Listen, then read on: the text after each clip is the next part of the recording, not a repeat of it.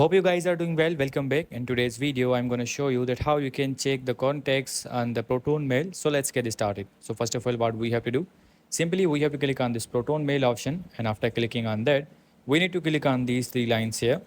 And after that, simply we have to scroll down. And after scrolling down, you will be able to see the contacts option. So let's click on the contacts. So as you can see, currently I have this contact. If you want to add, if you want to delete this or edit this, you can also do that. You have to click on this. And after clicking on this, what we need to do simply, as you can see, the email contact, call contact, share contact. It's up to you, whatever you want. If you want to edit this, you have to click on the edit.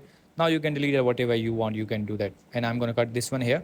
If you want to add a new contact, you just have to click on this and the new contact here. And then you have to put the details. And after that, you are done.